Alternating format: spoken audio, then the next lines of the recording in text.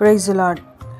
ఆదికాండము 28:15. ఈరోజు వాగ్దానము, ఇదిగో నేను నీకు తోడైండి, నీవు వెళ్ళి ప్రతి స్థలమందు నిన్ను కాపాడుచు ఈ దేశమునకు నిన్ను మరలా రప్పించేదను. మరి వెళ్ళే ప్రతి స్థలంలో దేవుడు కాపాడి తోడైండి నేను మళ్ళా నీ దేశంలోకి సురక్షితంగా తీసుకొని వస్తాను అనే వాగ్దానం ఇస్తున్నాడు. ఇది యాకోబుకి ఇవ్వబడిన వాగ్దానం, అబ్రహాంకి ఇవ్వబడిన వాగ్దానం, ఇస్సాకు జీవితంలో నెరవేర్చిన వాగ్దానం. అయితే ఈ వాగ్దానం భూమి మీద ఉన్న అబ్రహాం, ఇస్సాకు, యాకోబులది మాత్రమే కాదు, కానీ పరలోకమందున్న తండ్రి తన పిల్లలను భూమి దిగి పంపుతున్నప్పుడు ఇచ్చిన వాగ్దానం అని నమ్మండి.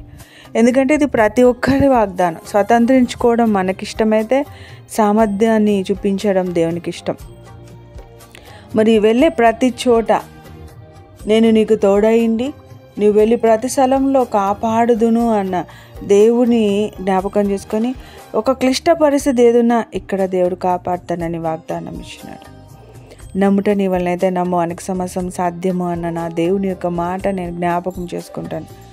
Yes, he can, he will అంటూ మనం నమ్మగలిగితే ఖచ్చితంగా అద్భుతాలు, ఆశీర్వాదాలు నిన్ను వెంబడిస్తాయి. విశ్వాసం గొప్ప కార్యాలను చూడటానికి సిద్ధపడితే దేవుడు అద్భుత కార్యాలను చూపిస్తూ ఆయన మహిమను చాటుకుంటాడు. విన్న వెడికిడిలో మనకి వాక్యం ఫలింపులోనికి వచ్చింది కాక ప్రార్థించుకుందాం. అయ్యా, నీకు స్తోత్రాలు. ఇదిగో నేను నీకు తోడైండి, నువ్వు వెళ్ళి ప్రతి స్థలమందు నిన్ను కాపాడుచు దేశమునకు నిన్ను మరలా రప్పించేదని అంటున్నాం.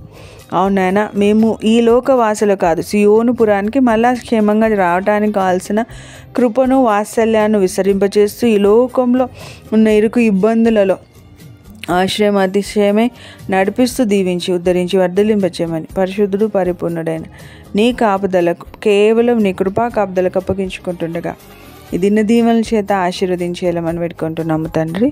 Amen, amen, amen. God bless you, God bless you all.